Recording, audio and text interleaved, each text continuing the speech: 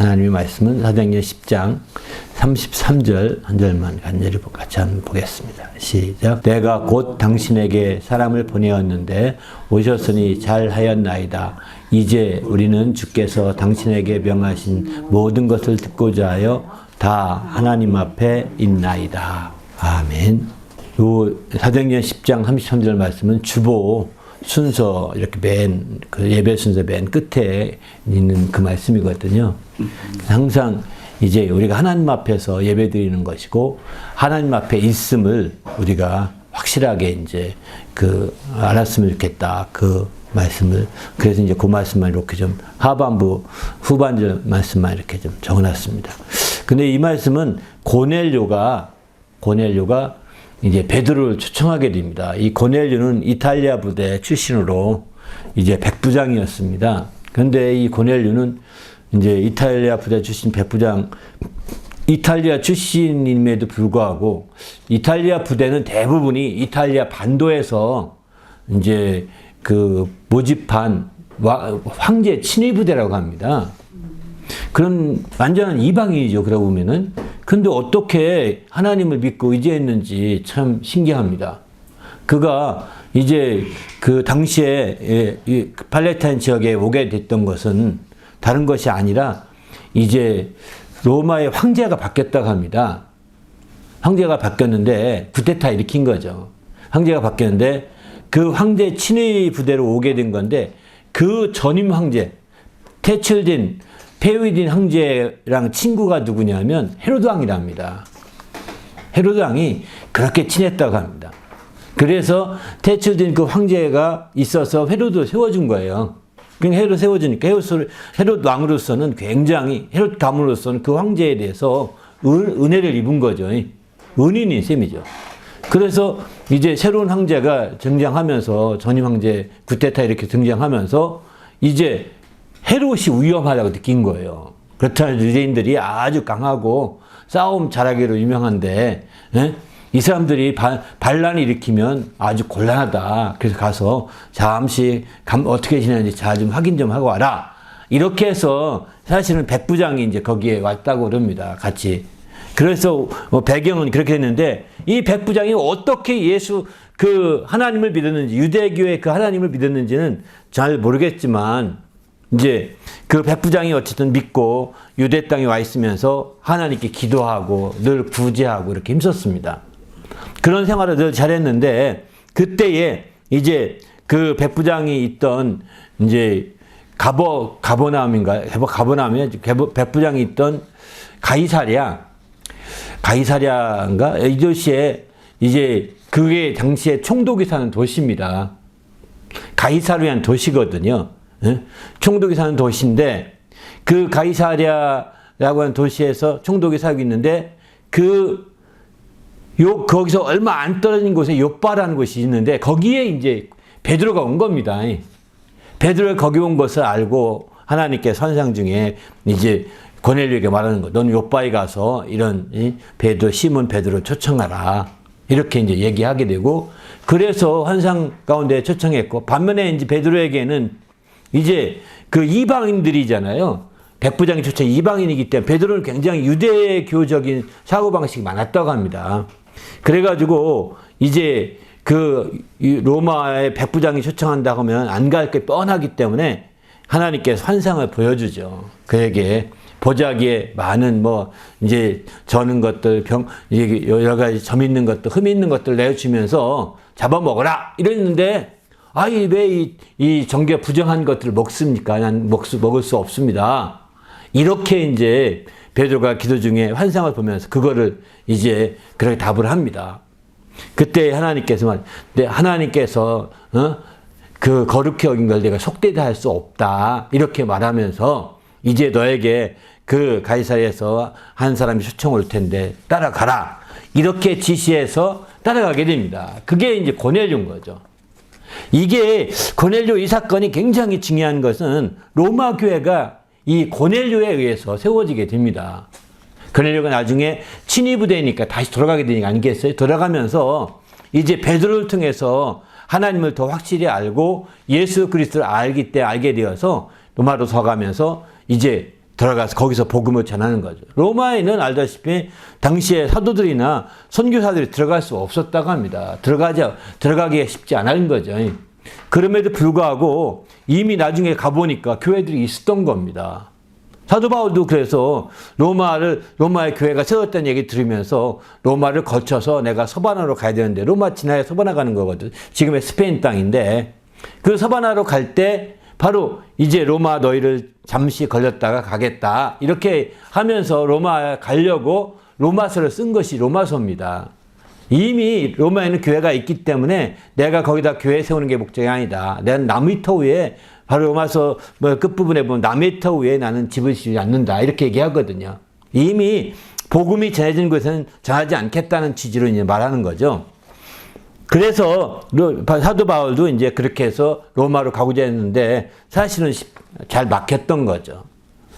그 그리스까지는 갔었지만 로마까지는 못 가고 거기서 돌아오게 되는 겁니다. 두 차례 그렇게 하면서 마지막 세 번째까지 그렇게 두 번째, 세 번째 전도행에 그렇게 돌아오면서 이제 나중에는 이제 로마로 스페인까지 가야 되면 어떻게 할까? 이래서 하나님의 인도하신 가운데 그가 사람들에게 재판에 걸리게 됩니다. 그 재판에 걸려서 있을 때 나는 로마 시민권자인데 나는 황제에게 상소하겠다. 이렇게 해서 황제가 상소하게 되면 로마까지 가야 되거든요. 그래서 시민권자는 다 황제가 이렇게 상소하게 되어 있는데, 그래서 그 공짜로 가게 되는 거죠, 사실은. 공짜로 배 타고. 물론 가다가 이제 광풍을 만나서 죽을 뻔한 그런 기회도 있었지만, 하여튼 죄인된 신분으로 그렇게 로마에 가서 이제 거기서 모든 게 풀려나게 되는 것이고, 복음을 전하다가 전하는 말에 의하면 스페인도 갔다 왔다는 얘기도 하기도 하고, 또 아니라는 얘기도 그러더라고요. 근데 정확히는 모르겠습니다만, 그렇게 해서 오늘날의 로마교회의 기초가 이 고넬료에서 세워진 거거든요. 베드로는 전하는 말에 의하면 베드로는 로마에 간 적도 없다, 이런 말도 합니다, 실제. 그 코바디스라는 그 소설이 나와가지고 로마로 갔다, 아주 유명한 간 것처럼 이렇게 그려지지만 사실은 그렇지 않았다는 얘기도 하거든요, 학설에 의하면. 그러니까 어느 것이 정확히, 물론 갔다, 지금 천주교에서는 갔다고 아주 박박 우기죠, 로만 캐톨릭에서는. 왜? 그래야 정통성이 생기니까요. 네? 그래서 로마의 초대 황제 교황이 누구냐? 베드로라고 얘기합니다. 그러나 로마는 베드로가 증거하기보다는 베드로가 전도했던 베드로의 제자라고 그럴까요? 고넬료를 중심으로 한 사람들이 증거되면서 그들은 자기 이름을 내세우지 않고 오직 베드로께서 이렇게 말씀했다, 베드로께서 말씀하신 거다, 아마 계속 베드로를 축켜 세우는 겁니다. 그러니까 베드로가 온 것까지 다 아는 거예요. 당시엔 모일 수도 없는 상황에서 사도 베드로가 와서 막 이렇게 증거했나 보다, 그렇게 배웠나, 사도 베드로에게 배우기를 하면서 막 그렇게 전하니까 사도 베드로가 완전히 다 그 처음부터 그렇게 선교한 것처럼 이렇게 되거든요. 그러나 실제로는 사도 베드로에게 잠시 배웠던 고넬료가 이렇게 됐던 것이 중요한데, 그러면 고넬료가 잠시 배운 것밖에 없는데 어떻게 그렇게 조금 배워가지고 이렇게 교회를 세우고 막 놀라운 역사 할 수 있었을까요? 저는 그 비결이 바로 오늘 이 읽은 사도행전 10장 33절에 있다고 생각합니다. 바로 고넬료는 바로 늘 하나님 앞에 있다고 하는 이런 신앙생활을 했던 거죠. 그저 베드로는 저 멀리 있었지만 베드로는 그 유대인을 따라갔기 때문에 특별히 예수님께서 이스라엘 잃어버린 양을 찾아 전도하라는 말씀을 충실하게 따랐던 대표적인 사람이 베드로였다고 그러거든요. 그러다 보니까 이스라엘의 잃어버린 양이 당시에 어디에 많았냐면, 어디에 많았을까요? 바벨론 지역에 많았답니다. 이유가 뭘까요? 거기로 70만 명이 이제 잡혀갔는데, 수십만 명이 잡혀갔는데, 사실 돌아온 사람은 70년 만에 돌아온 사람들이 그렇게 수십만 밖에 안 되거든요. 그럼 다 죽었느냐? 대부분이 많은 사람들은 바벨론에 이미 정착해 버린 겁니다. 그 유대인들이, 바벨론에 정착한 유대인들이 굉장히 많았는데 그들을 따라 복음을 전하려고 좀 베드로는 거기 가지 않았느냐. 그 베드로서는 바빌론 교회에 대해 언급하는 것도 그런 부분이 아니냐 이런 얘기도 합니다. 실제로는. 그래서 이스라엘 잃어버린 양을 찾아서 복음을 전하려고 했었던 것이 굉장히 중요한 예수님의 명령으로 알았고, 그래서 그 명령을 따르려고 굉장히 초점을 두었던 건데, 이제 그러나 고넬료는 잠시 베드로와 잠깐 만난 후에 정말 이렇게 완전히 변했다고 그럴까요? 그래가지고 정말 군인된 신분으로 자기 신분을 숨기면서 자기의 모든 정체를 숨기면서 계속 합니다. 그래도 더구나 핍박 속이었기 때문에 군대는 알다시피 점조직으로 돼 있잖아요, 모든 게요. 그래서 로마 교회는 이런 점조직으로 작은 조직 단위로 만들어서 이렇게 복음이 증거됐다고 합니다. 핍박 속에서도 그것 때문에 이제 엄청난 부흥을 보게 됐던 것도 그것 때문이었다고 그러거든요. 그러니까 이 군대 문화가 복음 전하는 가운데 들어왔던 거죠. 그래서 마침내 이제 사도 베드로를 통해 배웠던 고넬료는 아주 크게 비록 이름도 없이 빛도 없이 그가 열심히 일했지만 정말 그는 드러나지 않았지만 아주 하나님이 그를 알고 성경에 이렇게 기록해 놓기까지 한 것이 아닌가 이런 생각이 듭니다. 그런데 이제 알다시피 그가 그렇게까지 헌신하셨던 것은 다른 것이 아니라 하나님 앞에 있다는 거. 이 하나님 앞에 있다는 것을 저는 이제 면전의식이라고 이렇게 표현하는데, 그 하나님 앞에 있는 면전의식이라는 건 코람데오라고 그 라틴 말로 이렇게 쓰더라고요. 라틴 말로는 코람데오. 근데 하나님 앞에라는 그런 의미입니다. 근데 이제 이 하나님의 앞이라는 것이 막연한 하나님의 앞이 아니라 우리는 다 하나님 앞이죠. 더 가깝게 하나님 얼굴 앞 이런 뜻이라는 거죠. 막연히 하나님 앞이 아니라 하나님 얼굴 앞. 그래서 성경은 얼굴 앞이라는 표현을 많이 씁니다. 거기에 에레미야도 보게 되면 하나님의 지존자의 얼굴 앞에서, 또 하나님의 얼굴 앞에 이런 표현들 많이 쓰거든요. 바로 이런 얼굴 하나님의 면전이라는 측면에 쓰는 거죠. 실제 면전이라는 단어가 욥기에 보면 이렇게 나오기도 합니다. 21장 30절을 보게 되면은 이제 31절이네. 누가 능히 그의 면전에서 그의 길을 알려주며 누가 그의 소행을 보응하랴. 하나님의 면전에서 누가 하나님의 가는 길을 알려줄 자가 누가 있겠습니까? 이제 하나님 앞에서는 우리가 말할 게 없다 얘기 차원에서 욥이 지금 말하고 있는 거거든요. 함부로 말하는 자들에게 이렇게 말하고 있는 거거든요. 바로 이렇게 면전이라는 단어가 여기 한 번 딱 나오더라고요. 신약 우리 개혁성경 개혁 개정판 성경에서는. 그런데 바로 이렇게 하나님의 얼굴 앞에서 우리가 산다고 할 때 그런 삶이 굉장히 신앙에 무엇보다도 중요하다는 거예요. 우리의 개혁신앙이 되려면 항상 하나님의 감독을 받아야 되는 거거든요. 하나님의 감독받지 않으니까 조금이라도 빗나가고 이렇게 뒤집어지고 어제까지는 잘했다고 오늘 확실히 뒤집어지는 사람 많지 않습니까? 그저께는 잘했다고 했습니다. 많은 사람 그러죠. 나도 옛날엔 잘했어. 이런 사람 굉장히 많습니다. 지금 타락하고 교회 안 나간 사람 보면 한때는 열심히 했습니다. 그게 다 왜 그러면 그런 상황에 따라 달라지냐 이거죠. 하나님 앞은 똑같이 하나님 앞인데 도대체 어떤 환경이 바뀌었고 어떤 상황이 바뀌었냐는 거예요. 우리의 영적인 환경과 상황은 똑같거든요. 바로 하나님 앞이라고 하는 것이 똑같은 건데 그것을 이제 그런 의식이 없다는 겁니다. 그러니까 정말 하나님을 믿더라도 이 고넬료처럼 말이죠. 며칠 만나지도 않았지 않습니까? 그리고 침례받고 거기서 함께 성령 받고 그 이후에 그냥 새롭게 길을 가는 겁니다. 이런 걸 본다면 우리가 많이 배워야 된다, 뭐 이런 어떤 생각을 하는데 사실 그거보다 더 중요한 것은 하나님 면전의식을 갖는 겁니다. 내가 하나님 앞에 있다.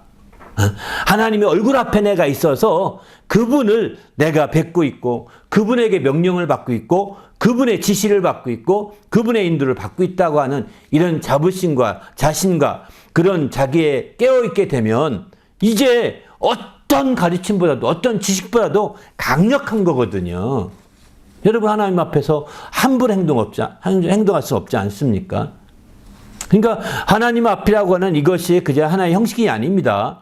실제로 이제 그분 앞에서 아주 행동을 조심스럽게 하면서 경건하게 살면서 주의 뜻대로 살려고 하고 또 그분의 인도 받으려고 하고 그분 앞이니까 그분과 멀리 떨어져 있으면 내 생각대로 좀 할 것 같은데요. 그분 바로 얼굴 앞이니까 혹시 내가 버리면 이건 어떻게 하면 좋죠? 이렇게 물어볼 수밖에 없지 않습니까? 우리가 멀리 떨어져 있으면 뭐 통화도 안 되고 연결도 안 되니까 이건 내 생각대로 해야 되겠다. 이러지만 우리는 멀리 아무리 떨어져서 그분 앞이라는 거예요. 아무리 멀리 떨어져 있어도. 그러기에 우리는 시간을 초월해서 그분 앞이고 공간을 초월해서 그분 앞이라는 겁니다. 하나님의 역사하고 성경에 기록된 하나님의 역사들은 바로 2000년 전에 주로 대부분이 기록된 얘기잖아요. 그러다 보니까 2000년 전 얘기인데 고전 중에 고전이라는 말로 쓰더라고요. 어떤 분이. 고전 중에 고전이래. 맞습니다. 그러나 성경책보다 먼저 기록된 것도 많이 있습니다. 그러면 더 위대하겠네요? 아닙니다. 바로 하나님의 말씀에 초점 두는 것은 우리가 그분 앞에서 말씀을 받고자 하는 것이고 이 면전의식이 없으면 하나님 말씀에 대한 아무 구속력이 없다는 겁니다. 하나님 말씀에 대한 아무 우리에게 유익을 얻기가 쉽지 않은 거죠. 어떤 유익도. 그래서 우리는 정말 주님 앞에서 하나님에 대한 이 면전의식이 누구보다 이제 우리가 가져야 되겠다는 생각이 듭니다.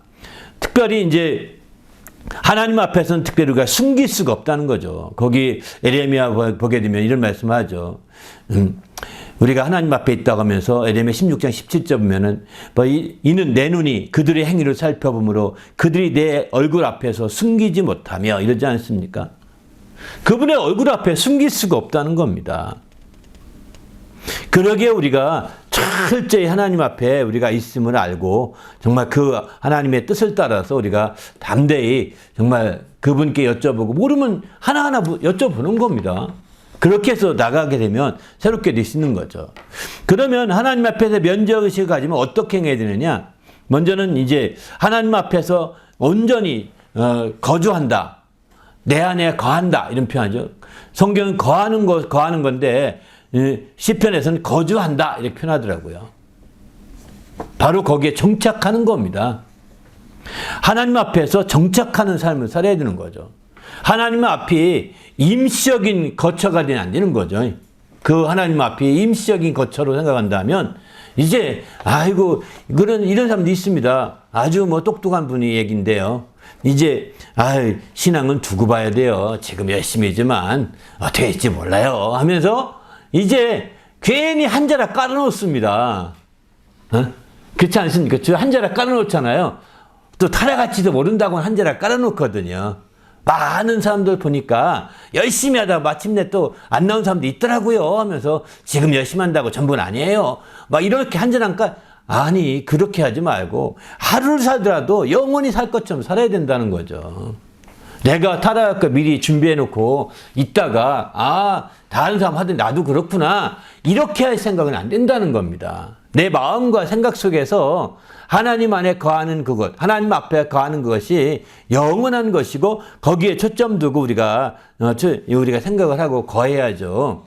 그렇지 않고 이제 좀 한 자락 깔아놓고 어쩔지 모르니까 하면서 이런 식으로 그게 지혜가 아닙니다. 그건 지혜가 아닙니다. 믿음이 없는 자들을 지금 당신이 본받으려고 하는 자세인 거죠. 믿음이 불확실한 사람들을 본받으려고 하는 겁니다. 당신도. 그거는 아닙니다. 하나님 앞에 없기 때문에 그들이 그런 길로 가는 거거든요. 그가 처음부터 하나님 앞에서 온전히 거주했단, 완전히 주소로 옮겨가. 우리가 그러지 않습니까? 이제 옛날에 아파트 사서 주소로 옮겨놓고, 가짜로 옮겨놓고, 이게 살지 않으면 옮겨놓는 이 모든 것 때문에 요즘에 장관이나 이런 사람들 다 나오면, 이게 문제가 심각합니다. 이 도덕성의 문제가 크게 부각되거든요. 옛날에는 다 그렇게 살았지 않습니까? 그죠? 그럼에도 불구하고 당신처럼 훌륭한 사람이 일반 서민처럼 그렇게 하면 되냐? 사실 이 얘기거든요. 그렇지 않습니까? 먹고 살만하고 일반 서민은 없으니까 주소 옮겨놓고 딱지 하나 받으려고 그렇게 했지만 당신같이 이렇게 똑똑하고 부자고 넉넉한 전문가가 아니 그렇게 해서 그렇게 옹졸하게 했으니 당신이 무슨 리더 자격이 있느냐. 사실 이 얘기지 않습니까? 다른 건 아닙니다. 그때 당시에 그랬는데 뭐가 문제냐. 이렇게 나온 사람들은 지도자로서 자격이 없는 거거든요. 일단 그런 얘기가 부각되면 죄송합니다. 저도 모르는 사이에 이런 일이 벌어졌는데 이 부인 핑계를 대는 한 있더라도 말이죠. 아들 핑계 대는 한 있더라도 그렇게 정말 그렇게라도 해서 죄송하다고 해야 하고 넘어가야지. 뭐가 문제냐. 다 똑같은 건데 이렇게 막 문질러버리고 밀고 나가는 식은요. 지도자 자격이 없는 거예요. 이런 사람 나중에 세워놓으면 큰일 날 것 같아요. 그러니까 이렇게 우리는 하나님 앞에서 살 때 그렇게 이것저것 재면서 말이지 이렇게 해서 안 된다는 겁니다. 세상에는 그렇게 재면서 여기가 좋을지 저기가 좋을지 재면서 이제 주소도 미리 갖다 놓기도 하고 사는 것처럼 보이기도 하고 막 이러거든요. 그런데 이제 그렇지 않다는 거예요. 우리는 주님 앞에서 영원히 살 것처럼 이렇게 해야 되는 거예요. 두 번째는 하나님 앞에서 즐거워해야 되는 겁니다. 하나님 앞에 있다고 하면서 얼굴 찡그리고 있으면서 웅크리 이렇게 근심 덩어리로 있으면 안 되는 거죠. 하나님 앞에 있다고 하면서 하나님께 아무것도 알지 않고 얼굴 찡그리는 게 똑같잖아요. 너 왜 그러냐? 하나님 이렇게 물어보지 않겠습니까? 아니 하나님 앞에 근심 덩어리 있으면 가까이 있는 그분이 물어볼 텐데 그러면 그분과 대화도 안 한다는 뜻이잖아요. 당신이 얼굴에 근심을 가득 채우고 있다면 그렇지 않습니까? 대화도 않고 있고 그분의 그 분명한 물어봄에 당신이 물어보는데 주님에 대한 그 길을 열고 있지 않다는 거예요.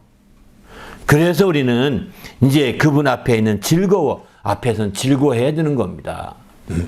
정말 우리가 적극적으로 그분 앞에 여기 보면 하나님 앞에 뛰놀고 기뻐하고 즐거워할지어다. 시편 68편 3절에 그렇게 말하지 않습니까? 하나님 앞에서 역대상 13장 8절은 하나님 앞에서 힘을 다하여 뛰놀며 정말 노래하며 수금과 비파와 소고와 재금과 나팔로 연주하니라. 바로 힘을 다하여 뛰는다는 겁니다. 이건 춤추는 거 의미하는 것 같아요. 그죠?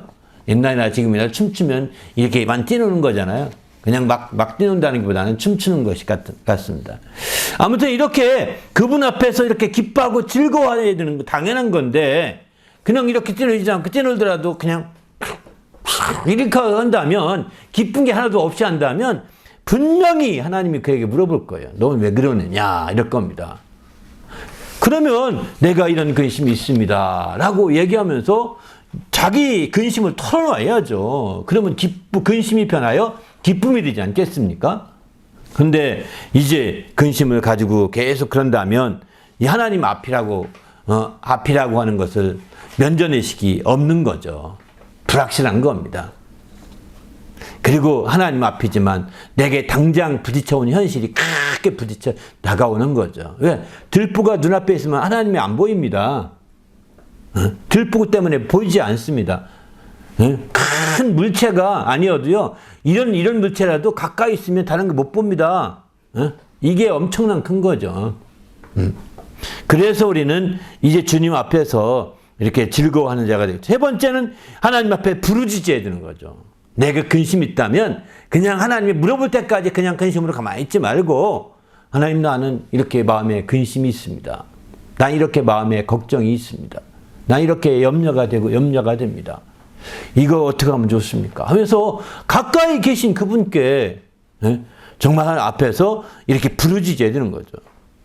또 한 가지는 이제 하나님 앞에서 마침내 스스로 겸비해야 되는 겁니다. 정말 하나님 앞이라고 하니까 마치 그 철부지 응석바위처럼 말이죠. 그렇게 떼를 쓰는 것이 아니라 바로 스스로 겸비해야 된다는 거죠. 스스로 겸비해서 하나님 앞에 나가야 되는 거죠. 그래서 그 에스라 8장 21절을 보게 되면은 우리 하나님 앞에서 스스로 겸비하여 우리와 우리 어린아이와 모든 소유를 위하여 평탄한 길을 그에게 간구하였으니. 그러니까 간구하는 것은 스스로 겸비할 때 진정한 간절히 구할 수가 있는 거죠. 스스로 겸비하지 못하면 주시면 뭐 좋고요. 안 주시면 어쩔 수 없고요. 우리가 뻐기는 것과 비슷한 거죠. 정말 하나님 앞에 우리는 스스로 겸비해서 간구하는 자가 되어야 되는 거죠. 그리고 더 나가서 전도서 보게 되면 하나님 앞에서 함부로 입을 열지 말며 급한 마음으로 말을 내지 말라 이랬거든요. 이것도 스스로 이제 겸비하는 것 같이 일맥상통하는 것 같아서 써놨습니다. 바로 하나님 앞에서 말을 함부로 말을 뱉는 이거 겸비하지 못하는 사람들의 특징인 거죠. 또 급한 마음으로 이거 안 되면 죽습니다. 큰일 났습니다. 큰일 났습니다. 이런 급한 마음으로 하는 것 자체가 하나님 앞이라고 하는 전능하신 그분의 앞이라고 하는 개념을 그가 갖고 있지 않다는 겁니다.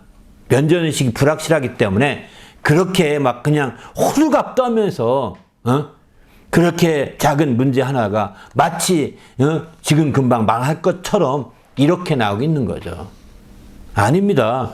이게 다 스스로 겸비하지 못한 그 환경에 너무 의존한 그런 결과인 거죠. 하나님 앞이라고 하는 코람데오 의식이 분명한다면 이건 다를 것입니다. 이런 새로운 의식이 회복되시길 바랍니다. 신약에 보게 되면 이제 여기 구약에서 주로 했고요. 신약에서만 간단히 신약에도 몇 가지 8가지 정도 있는데 간단히 보면 이렇게 볼 수 있습니다.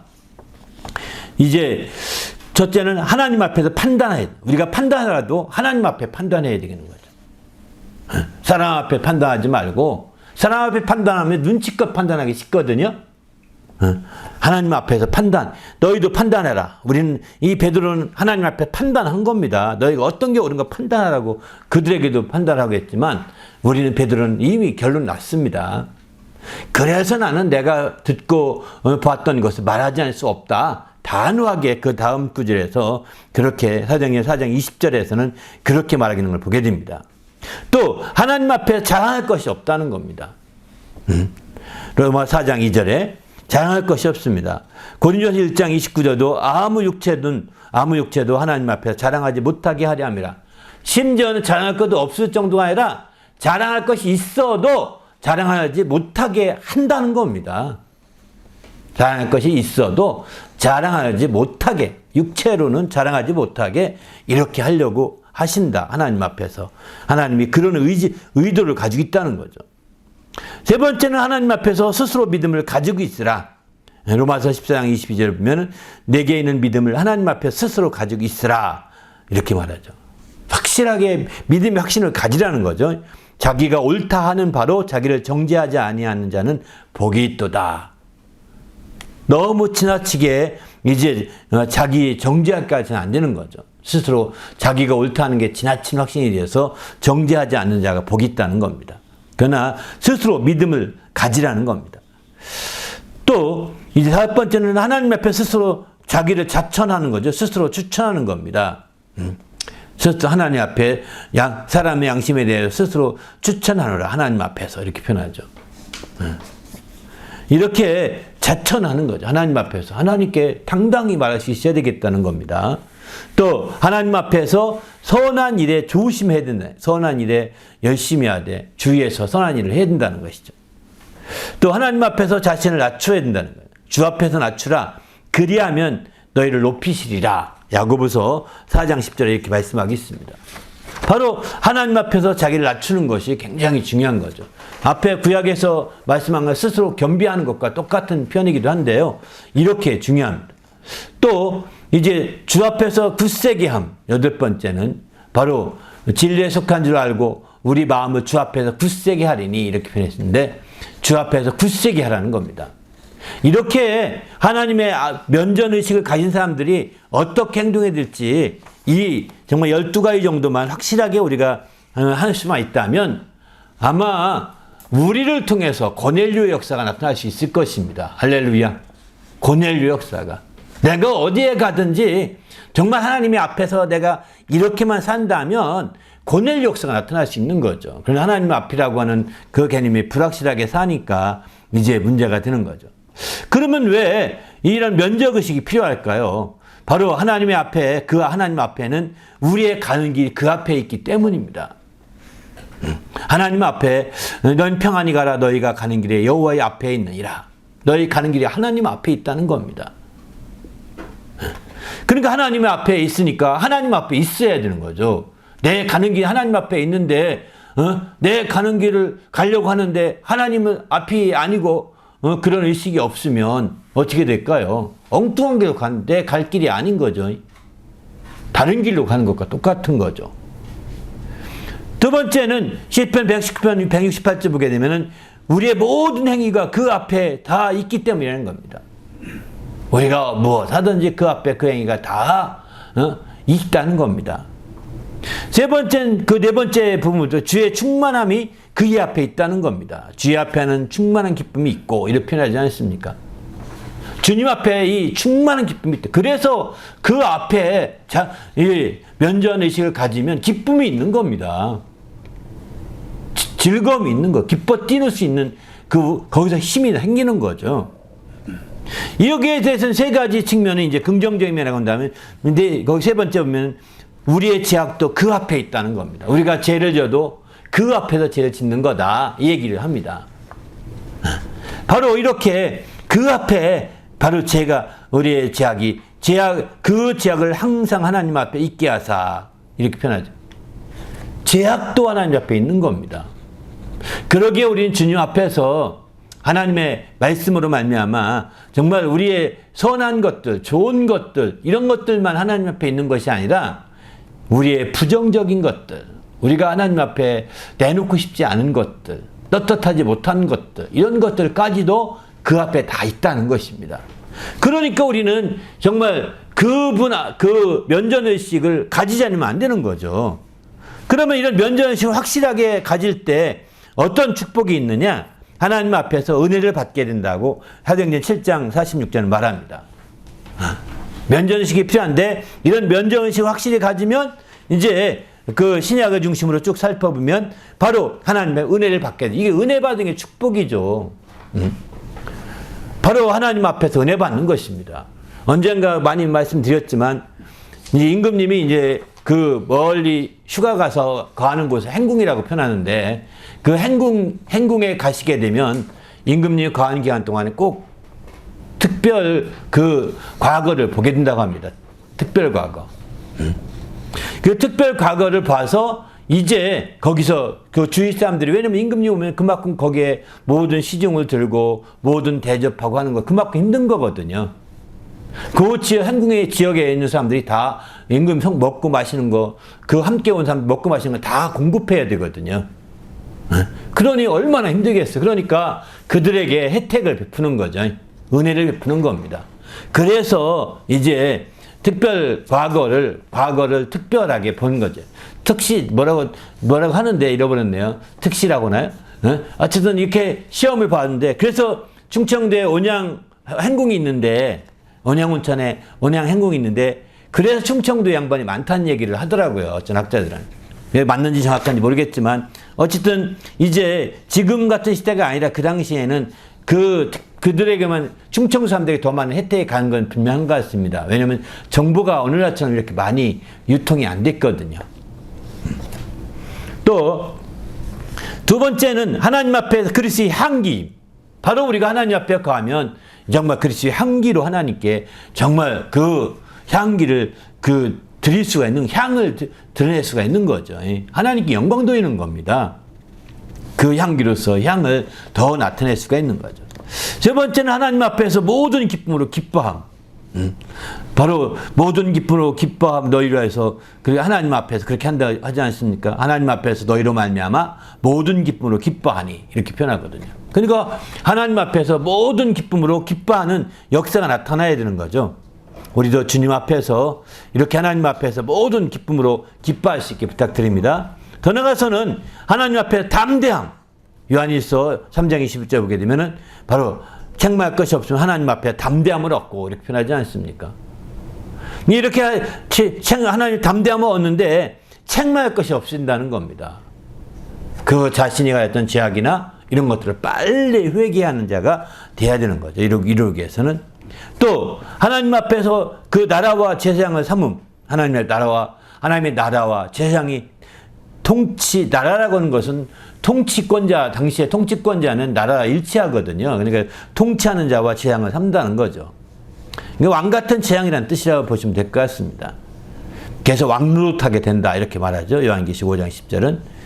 또 이제 여섯 번째는 하나님 앞에 믿음으로 삶. 이렇게 표현하죠. 하나님 앞에서 아무도 율법으로 말미암아 의롭다지지 못할 것이 분명하니 의인은 오직 믿음으로 살리라 하였다 했습니다. 하나님 앞에서 믿음으로 살아야 되는 거죠. 믿음으로 더 살 수 있는 축복을 누리게 되는 것이죠. 그 면정의식을 가지면 이와 같은 놀라운 축복을 함께 누리는 좋은 기회가 되는 겁니다. 우리도 이제 면정의식을 가지고 이렇게 귀한 축복을 누리시기를 예수님의 이름으로 축원합니다. 할렐루야. 그러면 하나님의 앞에서 면정의식을 제대로 갖지 않으면 어떻게 될까요? 면정의식 없이 살면 어떻게 되는 걸까요? 이건 원수가 활개를 친다 이렇게 했는데요. 그렇습니다. 하나님 앞에 원수들이 아주 크게 우리를 휘방하게 되는 거죠. 방해거리가 되는 거죠. 이 시편에 보면은 내 죄가 항상 내 앞에 있나이다 이렇게 하죠. 그러니까 내 죄가를 아오니 내 죄가 항상 하나님 앞에 있다. 내 앞에 있다 하는데 바로 하나님의 우리가 가진 죄가 하나님 앞에 있을 수밖에 없는 거죠. 이 죄를 항상 느낄 수밖에 없다는, 내 면전의식이 없으면 내 죄가 항상 내 앞에 있어서 자기를 떠나지 않는다는 겁니다. 왜? 하나님 앞에 있어야 이 죄를 물리칠 수 있는 힘이 생기고 이 죄를 끊어낼 수 있는 힘도 거기에 있는 거거든요. 그런데 하나님 앞에 있지 않기 때문에 여전히 죄가 내 속에서 크게 작동하게 되는 거죠. 더 나아가 왜 그러면 이거 죄가 이렇게 작동하게 되느냐? 욥기에 보게 되면 하나님 앞에 하나님의 아들들만이 와서 서는 것이 아니라 그들 가운데 와서 여호와 앞에 서니, 사단도 선다고 그러지 않습니까? 사단도 바로 하나님 앞에 서 있는 겁니다. 그래서 하나님 앞에 있는지 모르는 사람들은 사단이 밥이 되고 마는 겁니다. 사단이 밥이 되고 마는 거예요. 하나님 앞이라고 하는 의식을 갖지 않게 되면 사단이 밥이 되어서 얼커니 넌 내 밥이구나 이렇게 말하는 거와 똑같은 거죠. 그래서 이런 말씀도 하죠. 성경에 보게 되면 사단이 거짓말할 때마다 제 것으로 여긴다고 하지 않습니까? 바로 요한복음 8장 44절 보면 자기 것으로 여기는 거예요. 바로 사단이 하나님 앞에서 이제 왜 하나님 앞에 면전의식이 없는 자들을 파악해가지고 이렇게 잡는 거죠. 또 있다 하더라도 흔들어 대려고 시험하는 자니까 흔들어 대는 거죠. 이렇게 사단이 그렇게 역사하는데 사단이 하나님 앞에서 한다는 겁니다. 하나님 앞에서. 심지어 욥기에 보면 사단이 하나님 앞에서 욥을 시험할 것을 청구하지 않습니까? 참소하지 않습니까? 이렇게 그렇습니다. 요한계시록 보게 되면 우리 하나님 앞에서 밤낮 참소하던 자가 쫓겨났고 했는데 이 참소하던 자가 누구냐? 사단이거든요. 하나님 앞에 밤낮 참소한다는 겁니다. 하나님 앞에 있으면서 밤낮 참소하는 자, 그래서 면전의식이 없는 자들은 이제 죄 속에서 놀아나게 되는 것이고, 면전의식이 있는 사람들은 이런 참소에 녹아나지 않죠. 담대하게 믿음으로 벗어나게 되는 것이죠. 그래서 마침내 이제 하는데, 그러나 요한계시록 마지막 12장에 보게 되면은 하늘에 큰 음성이 있어서 이제 마침내 하나님 앞에서 참소하던 자가 쫓겨나게 되죠. 세상 임금이 심판을 받음으로 쫓겨나게 됩니다. 그래서 우리가 전지하신 하나님 앞에 정말 우리는 어떻게 이제 정말 있음을 알고 어떻게 우리가 처신해야 되느냐. 이제 주님 앞에 심판대 앞에 있다는 생각으로 우리가 살아야 되는 거죠. 하나님 앞에서 이제 누구도 우리가 주님의 심판대 앞에 있다는 사실을 우리가 잊지 말고 우리가 살아야 되는 거죠. 그러기 위해서는 먼저 하나님 앞에서 의롭다 할 수 없다는 겁니다. 아무리 의로운 자라 하더라도 바로 하나님 앞에 나는 의롭다 이렇게 말할 수 없다는 거예요. 오직 예수 그리스도의 의 외에 우리의 인간의 의를 내세울 게 없다는 겁니다. 또 하나님 앞에서 모든 게 다 드러난다는 겁니다. 그래서 심판 때 모든 게 다 드러나므로 이제 그렇게 하나님의 거짓말할 수 없는 거죠. 또 세 번째는 하나님 앞에서 죄를 자복하게 되는 거죠. 스스로 직고하게 된다. 어떤 데 성경을 자기 죄를 직고한다 이런 표현도 합니다. 죄를 자복하는 것이죠. 자기 스스로 직접 고한다는 겁니다. 이렇게 해서 마침내 하나님 앞에 있음을 나타내는 거예요. 또 네 번째, 하나님 앞에서 진동하고 떤다는 겁니다. 시편 68편 8절 보면 땅이 진동하고 또 하나님 앞에 떨어지며 또 땅이여 너희 주 앞 곧 야곱의 하나님 앞에서 떨지어다. 막 이렇게 했거든요. 네. 이렇게 땅이 진동하고 떤다는 겁니다. 하나님 앞에서는 진동하고 떠는 자가 되는 것이죠. 그러기에 우린 주님 앞에서 깨어있을 수밖에 없는 거죠. 또 한 가지 더 있는데 주 앞에서는 진실함과 전심으로 행해야 됩니다. 그렇기 때문에 하나님의 심판을 우리가 대비하기 위해서는 주님 앞에 정말 진심하고 전심해야 되는 거죠. 또 이사야서 38장 3절을 보면 여호와여 구하오니 내가 주 앞에서 진실과 전심으로 행하며 또 주의 목전에서 선하게 행하는 것을 기억하옵소서. 이렇게 히스기야가 이렇게 고백하지 않습니까? 이처럼 하나님 앞에서 진실해야 되는 거죠. 우리 모두도 이제 주님 앞에서 이런 심판을 피할 수 없고 심판에 늘 대비하는 자가 되어야 됩니다. 그렇게 할 때 이제 우리는 정말 더 면전의식, 심판이라고 하면 좀 더 넓은 범위를 생각하기 쉽거든요. 이런 심판에 대해서 드디어 깊이 알고 심판이 이렇게 벗어나는구나 이렇게 알게 되면서부터는 그분의 면전의식으로 한 단계 더 업그레이드 될 수 있는 길이 열리거든요. 그래서 우리도 이런 주님 앞에서 정말 온전히 면전의식을 갖는 성도가 되시길 부탁드립니다. 할렐루야. 마지막 때 그러면 최후에 하나님 앞에 설 때 어떤 일이 벌어지느냐? 요한계시록에 보면 이 두 구절 말씀을 통해서 알게 됩니다. 바로 이제 내가 보니 각 나라와 족속과 백성과 방언에서 아무도 능히 셀 수 없는 큰 무리가 나와 흰옷을 입고 손에 종려 가지를 들고 보좌 앞과 어린 양 앞에 서서 또 내가 보니 20장 12절입니다.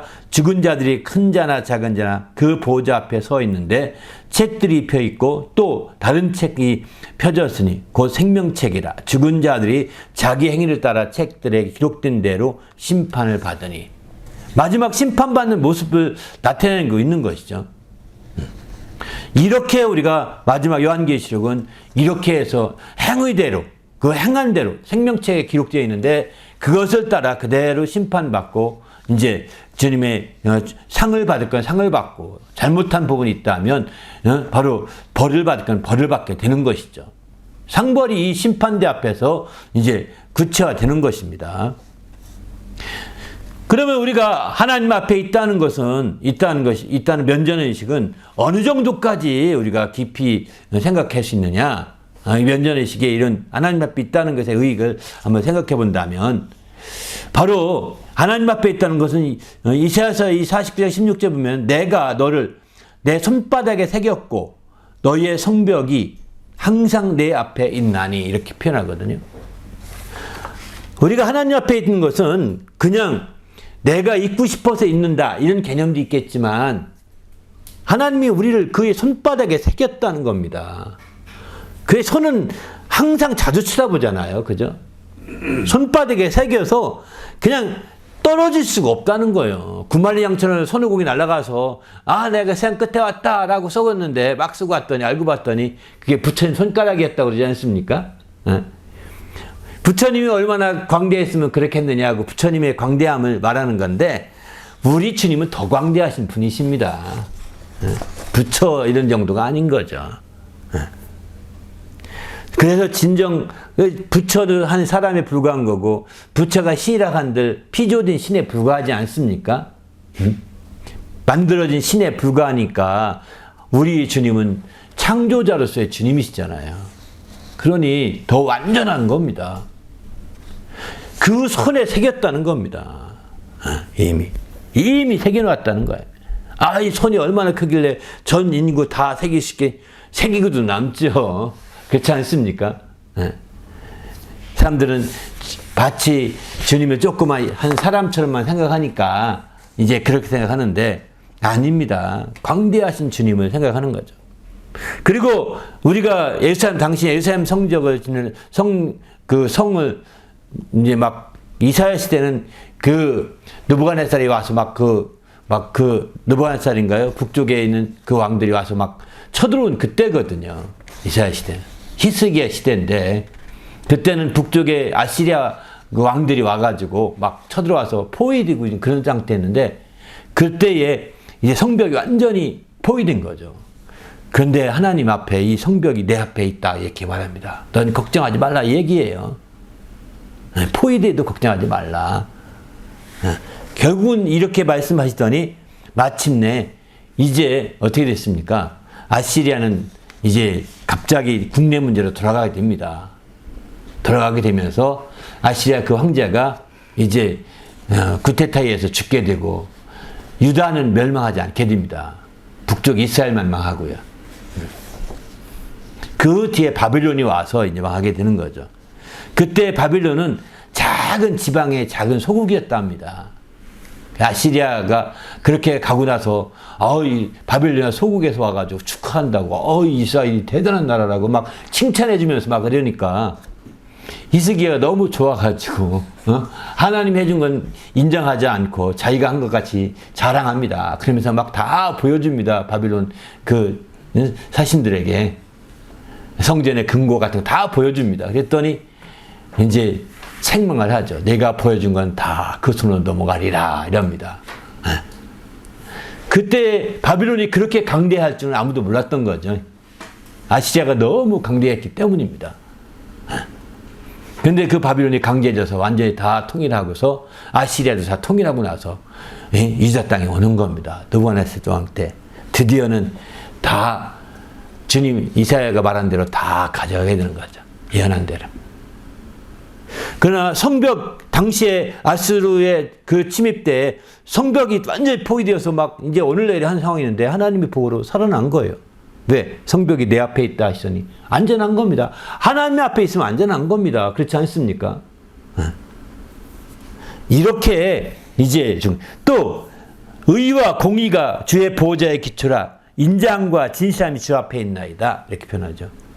주 앞에는 항상 인자함과 진실함이 있어서 우리가 주님 앞에 있다고 한다면 그 인자함과 진실함을 항상 누릴 수 있는 자가 되는 거죠. 그거를 우리가 힘입어 살아야 되는 겁니다. 주님 앞에 벌벌벌 떨고서 내 주님이 내 저 깊은 속가에 다 이렇게 뒤집어 볼 텐데 어떡하지 어저께 밤에 내가 실수한 게 있는데 아닙니다. 그분의 인자하심과 그분의 진실하심을 우리는 힘입어서 그 앞에 거해야 되는 거죠. 또 시편 92편 6절에 보면은 존귀와 위엄이 그 앞에 있고 또 능력과 아름다움이 그의 성소에 있다. 하늘의 성소에 있다는 겁니다.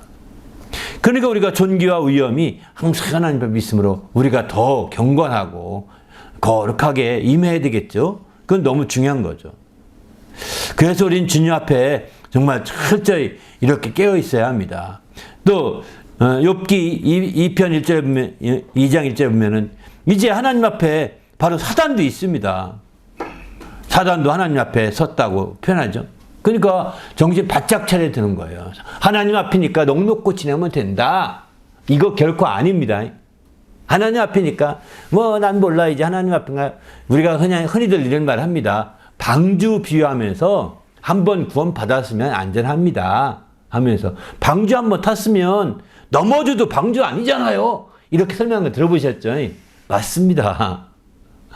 우리가 한번 구원의 확신을 가지면 넘어져도 구원 받은 겁니다. 그렇지만 여기서 사단의 게임에 넘어갈 수가 있는 거죠. 하나님 앞이라는 의식이 불확실하게 되면 사단에게 이간당하게 되고요. 사단에게 정말 그 참소당하고 시험에 들 수밖에 없는 거죠. 그 결과는 사단에 의해서 완전히 이제 이간당하고 무너질 수 있는 그런 심령이 많습니다. 그러니까 옛날에 한때 열심히 했던 사람들이 지금은 정말 그게 옛날 나도 그랬어 이러는 거죠. 그렇지 않습니까? 이게 하나님 면전의식이 없기 때문에 그런 거예요. 사단 앞에 하나님 앞에 사단도 있다는 사실을 잊지 말아야 합니다. 그래서 그게 우리가 정신 안 차리면 사단의 밥이 되는 겁니다. 그래서 그의 시험거리가 되고 그에게 참속거리가 되고 그에게 이간당하게 되고 이렇게 되는 겁니다. 어디 있든 간에 하나님 앞이라는 개념이 확실해야 되는 거죠. 그래서 주님 앞에 이렇게 깨어있을 때 하나님을 기쁘시게 하는 자가 되지 않겠습니까? 우리도 주님 앞에서 이렇게 확실하게 서는 정도가 되시길 바랍니다. 베드로 후서에 보게 되면 이런 말씀은 더 큰 힘과 능력을 가진 천사들도 주 앞에서 그들을 거스려 비방하는 고발을 하지 아니하니라. 바로 주님 앞에는 더 큰 힘과 능력을 가진 천사들도 있다는 겁니다. 근데 그 더 큰 힘과 능력을 가진 천사들도 바로 거슬려서 비방하지 않거든요. 하물며 하나님 앞에 있다고 하면서 막 뒤에서 후욕하고 뒷담화하고 이렇게 하는 것은요, 하나님 앞에 없다는 증거이기도 합니다. 하나님 앞에 있으면, 아니 더 큰 천사들도, 더 큰 힘을 가진 천사들도 이렇게 뒤에서 하나님 앞에서 그들도 있는데 비방하지 않거든요. 근데 우리도 하나님 앞에 있다고 함에도 불구하고 바로 이제 이렇게 비방하고 판단하고 이렇게 하는 것은 사실은 이거는 그만큼 면전의식이 약하기 때문에 나타나는 대표적인 예라고 볼 수 있는 거죠. 우리는 이 더 큰 천사와 능력을 가진 천사보다 못하잖아요. 더 큰 능력이 부족하잖아요. 그죠? 우리가 예수의 이름을 힘입어서 장하든 특권은 가졌지만 능력으로는 부족하다고요. 아직. 이해되시죠? 네? 그러나 이제 그런 상황이기 때문에 더 우리는 정신 바짝 차려야 되는 거죠. 더 나가서 이제 우리가 마지막 때는 어떻게 우리가 준비하느냐? 바로 우리는 다 인자 앞에 설 줄을 알고 주님의 오실 때를 준비하는 자가 된다는, 우리가 하나님 앞에 있다는 면전의식을 가진 사람이 꼭 해야 될 것 중에 한 가지가 반드시 우린 인자이신 그리스도 앞에 설 때를 우리가 알고 이제 그때 인자가 오실 그날을 준비하는 자가 된다는 겁니다. 그래서 누가복음 보면 인자 앞에 서도록 항상 기도하고 깨어있으라 이렇게 말하거든요. 바로 주님 앞에, 주님이 오신 날에 그 앞에 서고 그 앞에 설 수 있도록 항상 깨어있으라는 겁니다. 비록 인자라고 했지만 이제 앞서서 하나님과 인신 그리스도 예수는 바로 삼위일체이시기 때문에 우리는 여기서는 그런 생각을 하셔야 됩니다. 하나님 앞이라는 것과 인자 앞이라는 것이 다르다 이렇게 생각하지 말고 같은 개념을 봐도 되고요. 더 나가서 여기 인자라고 할 때는 주님의 그 인자의 재림에 초점 두고 얘기할 때 이렇게 표현을 많이 쓰거든요. 고린도 후서도 보면 예수와 함께 우리도 다시 살리사 너희와 함께 그 앞에 서게 하실 줄 안다. 이제 우리가 부활하셔서 주님 오실 때 우린 부활에 참여해서 그 앞에 서게 되지 않습니까? 그 앞에 설 줄을 우리가 알아야 되는 것이죠. 또 로마서 14장 10절 보면은 우리가 다 하나님의 심판대 앞에 서리라 이렇게 말씀하죠. 내가 형제를 비판하느냐 어찌하여 비판하느냐 어찌하여 형제를 업신여기느냐 우리가 다 하나님의 심판대 앞에 서리라. 여기는 하나님의 심판대겠지만 다른 성경 보면 그리스도의 심판대다 이런 표현도 쓰거든요. 같은 심판대입니다. 하나님의 심판대 따로 있고 그리스도의 심판대가 따로 있는 것이 아닙니다. 같은 심판대인데 그러면 어떤 차이가 있느냐? 하나님이 직접 심판하지 아니하고 심판의 권세를 그리스도, 인자하신 그리스도에게 주셔서 그 인자됨을 위하여 심판의 권세를 받으셨거든요. 그리고 마침내 하나님의 심판대 앞에서 인자하신 그리스도께서 심판하는 거예요. 인자 중심으로 보면 그 심판대는 바로 그리스도의 심판대요. 그러나 심판에 초점 두고 보면 하나님의 심판대라고 볼 수가 있는 거죠. 바로 그분이 하나님을 대신하여 마침내 하나님의 심판할 권세를 가지시고 심판하시기 때문입니다. 산자와 죽은 자를 심판하신다고 하지 않습니까? 바로 그날에 그 심판이 이루어지는 것이죠. 우리도 주님 앞에서 이제 깨어 있읍시다. 요한계시록 11장 16절 하나님 앞에서 자기 보좌에 앉아 있던 24장로가 엎드려 얼굴을 땅에 대고 하나님께 경배했다 이런 표현을 하죠. 그러니까 정말 하나님 앞에 엎드려 경배하면서 이렇게 하듯이 이제 심판대 앞에 나가는 모습의 대표적인 모습이 이런 모습이라고요. 우리가 이런 모습으로 심판대 앞에 서게 되는 거죠. 결론적으로 말씀드립니다. 하나님 앞에 있다고 하는 면전의식을 우리가 확실히 갖게 되면 이제 그 면전의식, 하나님 앞에 있다가 면전의식으로 끝날 것이 아니라 그것이 소명의식으로 이렇게 발전돼 가야 된다는 겁니다. 소명의식이라는 것은 천직의식이라는 말과도 통합니다. 콜링이라고 표현하죠. 콜링. 네. 바로 독일말로 이 콜링을 독일말로 하면 천직이라는 표현이 된다고 합니다. 보통 이제 독일말을 정확히 모르겠는데 독일말로 시작해서 천직의식이 나온 건데 이렇게 면전의식 하나님 앞에 있다는 것이 하나님으로부터 그 일을 부인받은 거예요. 어떤 형태든 그 일은 부인받은 거예요. 그래서 마침내 그런 일들을 우리가 해나가야 되는 것이죠. 내 어떤 취미나 내 달란트에 따라서 직업을 갖는 것도 중요하지만 하나님의 천직의식을, 면전의식을 통해서 하나님의 그 부르심을 받고 마침내 그 부르심을 통하여 하나님이 그 하늘로부터의 직업의식을 가지고 나갈 때 우리가 후회함이 없고 정말 당당하고 행복하게 일할 수 있는 거예요. 어떤 형태든 일할 수 있는 거죠. 그냥 되는 대로 해요. 닥치는 대로 일을 합니다. 이런 식의 개념보다는 다른 것 같습니다. 되는 대로, 닥치는 대로가 아니라 이렇게 해나가셔야 되는 거죠. 사도행전에 보면 그래서 다윗이 이렇게 말합니다. 그를 가리켜 이르되 내가 항상 내 앞에 계신 줄을 배웠으며 나로 요동하지 않게 하기 위하여 그가 내 우편에 계시도다.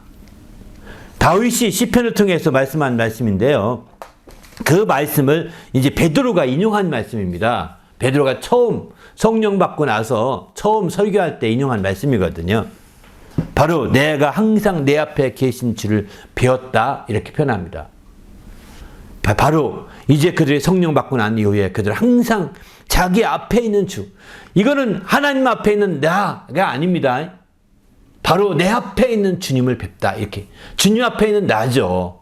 주님 관점에 본다면 그냥 내 관점으로 보면 내 앞에 있는 주님을 뵙는 겁니다.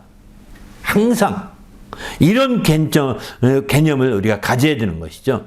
그럴 때 마침내 우리는 주님 앞에 더 놀랍게 될 수 있는 거죠. 그러니까 우리 주님이 지금 하늘에 계시고 하나님이 하늘에 계신 우리의 아버지라고 하지 않습니까? 그러니까 지금 여기부터 하늘을 이 대기권을 벗어나고 우주를 벗어나서 하늘에서 하나님이 하늘을 다다르려면 최소한 150억 광년을 가야 된다고 그러거든요. 그 과학적인 말에 의하면. 그런데 150억 광년을 떨어져 있다 하더라도 항상 그 앞이라는 거예요. 그러면 우리가 기도 응답받을 때 150억, 우리가 빛의 속도로 응답받으면 150억 광년 되는 응답받게 될 겁니다. 그러면 우리가 이미 죽고 썩은 다음에 응답이 올 텐데 가치가 없는 거죠. 우리의 기도 응답은 시간의 그 빛의 속도로 응답받는 것이 아니라 하나님의 영광의 속도로 응답받는 겁니다. 하나님의 빛의 속도죠. 창조된 빛의 속도는요, 이건 순간입니다. 순간에. 다니엘을 얘기하잖아요. 다니엘 보면 얼마나 빨리 상달되는지 알 수 있지 않습니까? 다니엘이 기도하죠. 근데 금식하면서 기도합니다. 근데 21일 동안 응답받지 못합니다. 근데 응답받지 못한 가장 큰 이유는 뭐냐면 바로 중간에 바사국군이라고 하는 그 사단의 그 악한 영들이 방해하는 거예요. 기도를. 응답을 방해해서. 근데 그 천사가 그 뚫고 드디어 20일 만에 왔습니다. 그 천사가 대답하기를 당신의 기도는 기도한 그날에 상달됐다. 즉시 상달됐다. 이렇게 말하지 않습니까? 근데 그 응답을 가지고 오는데 중간에 파사국에 그 진취기는 악한 영들이 방해하는 바람에 20일을 걸려서 이제 왔다라고 이렇게 말합니다. 다니엘서의 그 광경을 본다면 기도는요, 정말 하던 자리에서 꾸준히 기도하는 게 굉장히 중요한 것 같습니다. 그게 왜 그런 얘기들 옛날에 어른들 많이 했던 이유가 하던 자리에서 기도를 계속 해라. 기도가 길이 나야 된다. 이런 얘기를 하거든요. 그게 이해가 갈 듯 합니다. 길이 나야 되는 거죠. 왜? 천사는 임의로 옮겨갈 수 없습니다. 여기서 응답을 가지고 갔으면 거기로만 가는 겁니다. 이해되십니까? 천사가 임의로 저기 없으니까 어디 있나? 내가 저 사람 여행 갔으니까 여행 간 대로 응답 가지고 가야 되겠구나. 이거 아닌 것 같습니다. 그렇게 임의로 공간을 막 움직여다니면서 찾아가지고 가는 것이 아니라 천사는 기도를 받아갖고 올라가서 그곳으로 가는 거예요. 그곳으로 가는 거예요. 이게 지나친 해석인지 모르겠는데, 그래서 이 길이라는 게 있나 보다, 이런 생각이 들더라고요. 아마 이 부분에 대해서 좀 더 여러분이 아마 얘기할 게 있을지 모르겠지만, 지나치다 생각하면 얘기 한번 해보십시다. 하여튼, 그러나 어쨌든, 이렇게 다니엘서 보면서 천사가 기도응답을 가지고 즉시로 상달되었다. 그 아주 왔는데, 20일 동안 방해됐는데, 그러다가 그 다니엘이 20일 만에 이제 나 기도 포기해. 그러면 어떻게 돼? 응답 받을까요? 그냥 가는 겁니다. 내가 응답 가지고 갔던 다니엘이 기도 포기했더라고요 하고 하나님께 응답 가지고 갈 겁니다.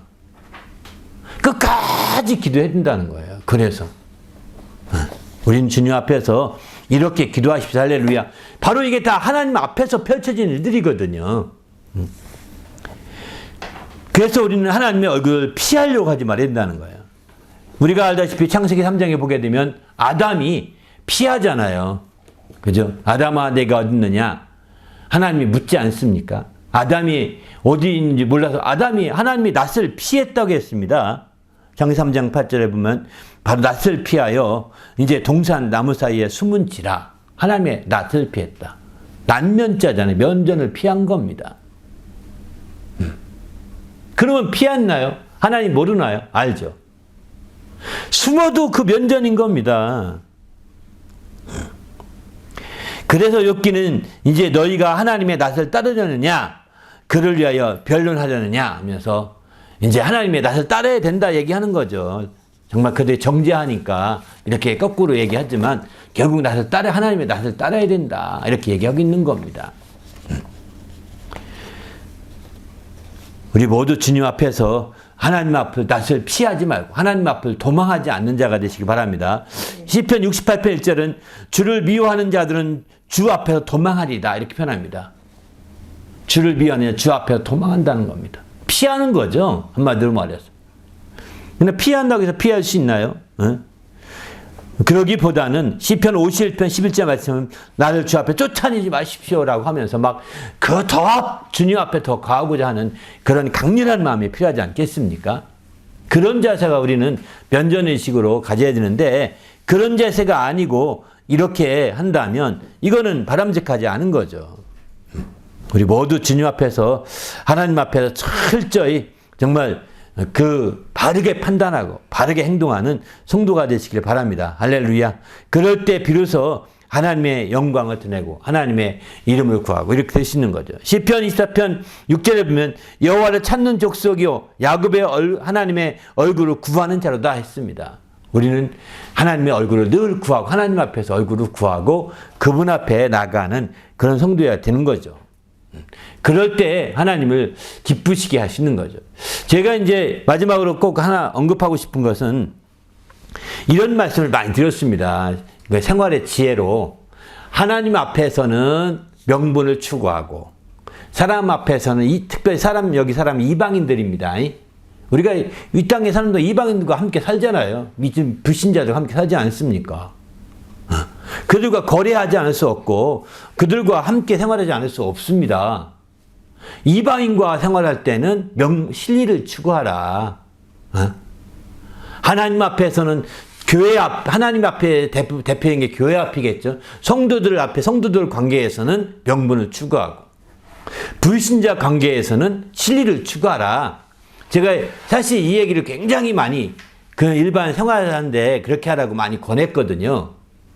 근데 여기에 뭔가 어폐가 있습니다. 오늘 면전의식에 대해서 설교하면서 어폐가 있다는 것을 조금 뭔가 어울리지 않는다는 것을 좀 이해할 수 있는데 우리가 면전의식이 확실하지 않을 때는 아까 같이 될 수 있습니다. 하나님 앞에서는 성도들 앞에서는 명분을 추구하고 면전의식이 확실치 않을 때는 그리고 이방인 앞에서는 그럴 수 있어요. 당연한 겁니다. 다시 말해서 면전의식이 확실치 않다는 것은 우리가 어릴 때 우리 신앙이 어릴 때는 그렇게 할 수 있지만 우리 신앙이 장성한 자가 되어서 하나님 앞에 면전의식을 가질 수 있다면 이제 우리는 그 두 가지가 하나가 되는 거죠. 그래서 하나님 앞 성도들 앞에도 이제 명분을 추구하고 이방인 앞에 조금 손해보는 걸 택하는 겁니다. 실리가 아니라. 그 좀 손해보더라도 이제 우리가 당당할 수 있다면 성도들 앞에 좀 손해보는 건 당연한 거고 이 믿지 않는 자 앞에 내가 손해볼 수 있어도 우리가 너무 약착빠르게 실리만 추구해도 믿음 좋은 사람들이 이렇게 실리 추구할 때 이게 큰 덕이 아니거든요. 장성했다 하는 사람들이 그렇게 이방인들 앞에 실속만 챙기고 실리만 챙기는 거 보면 아주 왜 예수 믿나 이런 생각이 든다고 하는 사람도 있더라고요. 그는 면전의식이 없기 때문인 거거든요.